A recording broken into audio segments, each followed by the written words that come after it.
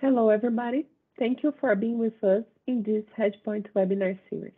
I'm Thais Italiani, Head of Market Intelligence here at hEDGEpoint, and I will open it today talk about the main drivers in the macroeconomics perspective as the background for all the following commodities markets that we cover: energy, coffee, sugar, grains, and livestock. Starting with macroeconomics perspective, I'd like to highlight four topics: the dollar index overview, resilient inflation, China's growth expectations, and our commodity outlook. Interesting move here on the DXY, the orange curve in the chart. With support coming from tensions in Ukraine and expectations on the Fed rising rates in the United States. This would normally put a lead on commodities, but is it what we are seeing? Not really, as you can see at the commodity index curve, the blue line in the chart. Commodities have a fundamental strength mainly related to how tight their supply and demand balances are. Special attention to oil. So the big question is, what will drive emerging currencies now? In our view, commodities have the potential to offset what a tightening from the Fed would normally do with these assets. Let's go deep into this topic. What are our expectations for the DXY? It's on a strong path, red line in the left chart, we can see this, but this move may weaken. Looking back in history, as of 2016, when rates started to rise, the blue line, the DXY went down. And why? Because it's usual for the market to previously price the expectations related to this move. And this is what we believe will happen as of March 2022. And looking to the right chart, just to illustrate that the speculators may be aware of this, as speculative net trade is already seasonally elevated, the blue line in the chart. Something we understand may cap some USD positioning is that when you look at other currencies that compound the DXY, expectations towards a policy adjustment, rising rates, for example, are everywhere. So Canadian dollar, as you can see on the left chart, is benefiting a lot from the oil cycle. Its yields are rising and interest rates are on a rising path. Europe is something to watch, especially as market players are not convinced yet that the central bank will remain eternally dovish. We are seeing Germany's bond yields, for example, as we highlighted in the right chart, rising on this reading. But something interesting to note is that even though there is global monetary tightening happening, we are not seeing inflation subduing, as highlighted in the left chart. Quite the opposite, inflation and interest rates have not much to do in this inflationary uptick. And the main question is, why? Supply chains and tight commodity stocks are driving prices up. Basically, you can increase interest rates, but that won't create more oil, more corn, more coffee. That's why we are not convinced about inflation going away so soon. So probably we'll have to live along with elevated rates. This is well seen at the right chart, showing that accumulated rate hikes expected for the next 6 months is seasonally elevated, the orange line. Just to illustrate our point here that inflation now is being mainly driven by supply chains, is that looking to the left chart, even though there has been a significant correlation, the US CPI, the blue line, and global supply chain conditions, the orange line, what we see now is that this relationship got even stronger. Diving a little bit deeper into what is really going on with these supply chains, we see that the problem is basically located with containers. In order book, the orange line in the right chart has never been so elevated, at least in past 7 years.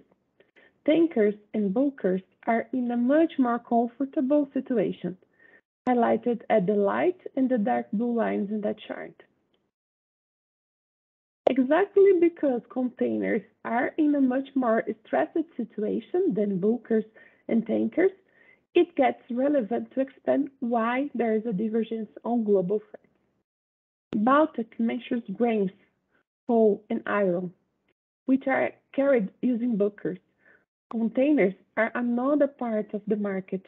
So, even though the Baltic Dry fell, we see in the blue line in the left chart, because of China's economy that experienced a slight downturn in the last quarters, container tightness remained, on the other hand, the orange line. And this tightness is not expected to go away so soon, especially as it is seasonally expected to see China's container imports rising, the orange line in the right chart. But we are not expecting China's downturn to continue, especially now when it's proactively acting on both fiscal and monetary fronts. So what we are seeing here is that China has diminished its reserve requirement rate. We see this in the left chart in a move to boost its liquidity. And at the same time, this monetary front is being boosted by the recent announced cuts on both 1 year and 5 year lending rates, as we saw in the right chart. So, most importantly, we always must track how the Chinese credit impulse looks like, especially as China is a credit-intensive economy and it recently reverted. So, China is using all the tools it has to resume growth. What supports our view that China will experience a more robust and sustained growth in 2022 is its loose outlook for energy. So let's go deep in this analysis. Because of its reduced coal inventory, as we saw in the left chart, the blue line highlighted, the country quickly went on an international buying spree of crude oil, especially products from gasoline to LPGs.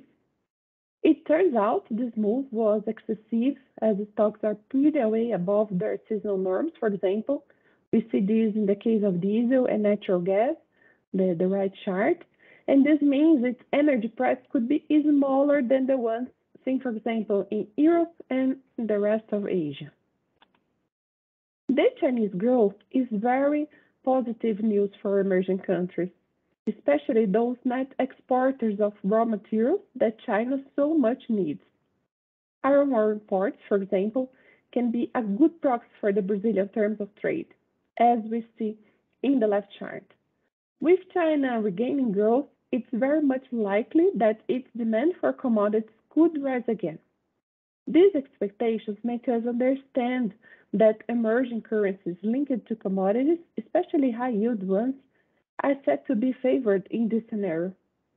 In the right chart, speculative position in the real is already reflecting it, as traders now are betting in the currency strengthening. So this is something for us to keep in mind. To conclude here, our outlook on COVID is important to highlight that it's getting less dangerous. The orange line in the left chart shows us this, and this suggests people could start living with it. The problem is that so far governments have not really found a successful way for controlling the spread. Restrictions have not stopped Omicron, but on the other hand, have added to the inflationary outlook, as highlighted in the right chart. Restrictions tend to shorten labor force, shut ports, make plants run at low rates, and this is happening in a moment when demand remains pretty resilient. So, consider all this global conjecture where China is easing its economic policy and along with a resilient inflation, we understand that speculative money could start flowing towards commodities again. Not only because commodities are an inflationary hedge, especially energy and metals, but also because we are expecting a global reopening following Omicron. So, we hope you enjoy our commodity outlook for 2022. In the following panels from today until Thursday, our experts will bring fundamentals to answer these main topics. For energy, do you see supply recovering pari passu to demand? Looking to coffee, With Brazilian failure, will supply be enough to keep up with demand? Regarding livestock, how does this recovery in production in China impact the market? And for grains, how will the South America failure impact global demand and stocks? On sugar and ethanol, what could the new sugar price range be? Those are the topics that our experts will cover soon. And now I'll invite Heitor for our Q&A section about the macroeconomics panel. Heitor, as Fatima highlighted in the beginning, is our market intelligence expert for energy and also for macroeconomics.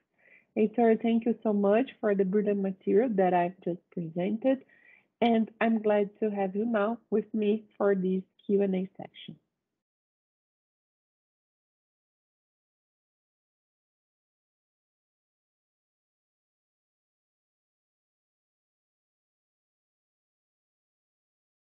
Thank you, Heitor. Thank you. Hi. Thank you, Heitor. Thank you all attendees for being here with us. And now we are open for the Q&A section. So as Fatima explained, we have the button in the control panel for you guys to send the questions that you might have. And just to warm up a little bit, let's start with a first question for Heitor, our specialist here. So Heitor, first starting with Brazil, what's our outlook for the Brazilian real in 2022? If you can give us a little bit of color on this topic, might be really relevant. Okay, thank you, Thais. So beginning here with our outlook for the Brazilian real, I think there are some fundamentals to consider, okay? We made our point in our presentation that the dollar index could have peaked for 2022 based on like progressively weaker economic expectations for the American economy. We see that with the yield curve, which is steepening now. And I think that a good sign that the dollar index may have peaked is the fact that even though we're seeing tensions escalating even further in Europe, the dollar index has remained pretty much flat from yesterday to today. So this indicates that perhaps markets are not expecting any upside in the dollar index, and this creates very interesting opportunities for emerging currencies right now, okay? Especially the Brazilian real, because when we look to the emerging economies, it's true that they have the same macro fundamentals in terms of inflation that most developed economies have, but I think that the situation is a little bit different now because their currencies are getting this major support from this commodity boom that we're seeing in 2022, and also they are and also their monetary tightening cycles are ending in 2022, which awards them a significant interest rate differential with the United States. So looking specifically to the Brazilian real, we have these two major fundamentals that could prevent our currency from devaluating even further, weakening over the dollar. And this is especially important given the fact that we are in an election year. So all the downside risks that elections normally pose for emerging currencies could be weakened by these two supportive fundamentals that I just talked about. So our reading on this macro front for the emerging economies as a whole, especially in Brazil, is pretty much positive. No wonder why we're seeing the Brazilian real strengthening over the dollar, even against the Russian tensions, which shows that Brazilian currency has fundamental strength now. Okay. Let me see if we got any other question. Thais, I think we got an interesting question here regarding the climate change. So how do you see climate change affecting the economy or commodity markets in 2022, if at all? So I think it's an interesting question. Could you take this one? Yeah, sure. It's an interesting topic, especially in a year of La Nina, with all the damage that we have seen for the grains down here in South America. So we need to keep this on our radar for, of course, to take this account. So less supply, higher price, the global economy will have to manage all those issues in order to reduce this problem in the future. So of course, the climate change is here and we need to take care of it. I think it's important, guys, also to comment that climate change is not only real, but it's a major inflationary fundamental. So we're seeing a lot of damages in crops and everything else, and this only adds to the supply tightness outlook that we're seeing in 2022. So should this climate change become a real issue, even bigger issue in the future, then we're likely to see the supply tightness lingering, and therefore adding an upward pressure in commodity prices, for example. Yeah, there's also for the soybean crop, we have seen this. We are expecting a reduction and become even bigger. So the climate impacts are not so easy to monitor in the market, and these add support for the prices as we are seeing so far. And Heitor, I got another question here, so it might be interesting for you. It's about the global freight markets. So what's our expectations, what we are seeing for this topic? Okay, so this is a tough question, but I think that we can see that a sort of a normalization is expected for 2022, but I should say a complete normalization is not expected in 2022, but things are improving. Okay, we're seeing some commentaries, some interesting commentaries from top shipping company CEOs saying that they are seeing slight improvements, but the whole situation is still a mess. Okay. So our expectations regarding the freight market, specifically the container one, remains.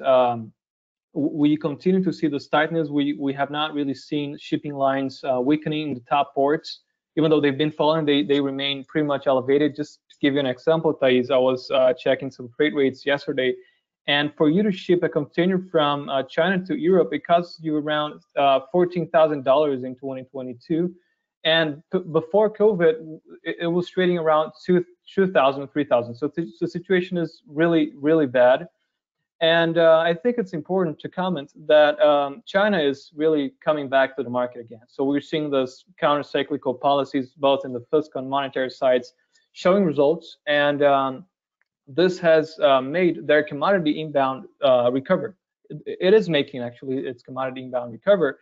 And this is happening in a moment when Chinese ports are already with huge lines. Okay, so there's going to happen this competition for ports, which add an upward pressure on freight rates, especially container.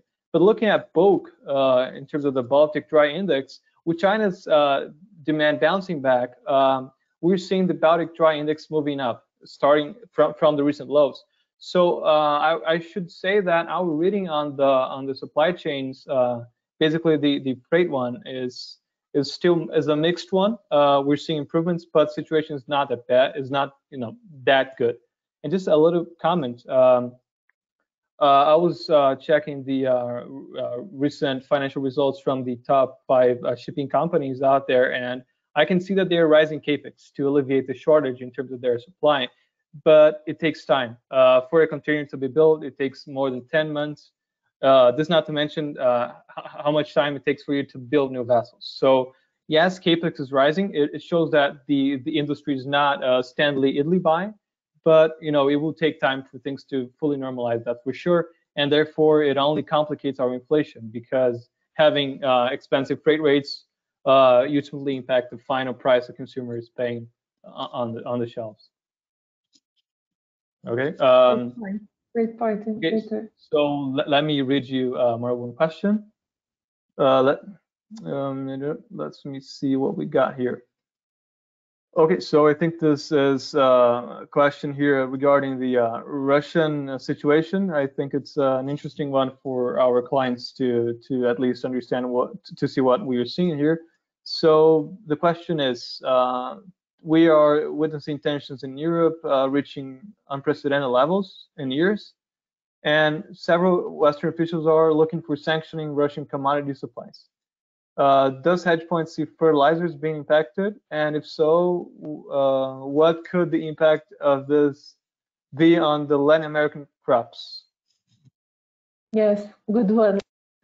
So of course there is this possibility, especially when we talk about Russia could withhold the fertilizer suppliers in order to trigger their inflation, as has been highlighted before. So looking to Brazil, we need to highlight 3 main fertilizers components or basic fertilizers. First one, potassium. Russia accounts for around 30% of our supply. when you talk about the MAP, it's around 50% of what Brazil imports, and urea also 20%. So it's really relevant market for us here in Brazil. So we need to take it in consideration. Once this flow is impacted, we might see a further increase in the cost, the production costs here in Brazil, and also feed the ongoing inflationary environment that we already have here in the country. So of course, it's something for us to keep an eye on. And Thais, let me just add you something. We are seeing all this situation in Russia right now, and one top commodity being impacted by this is natural gas.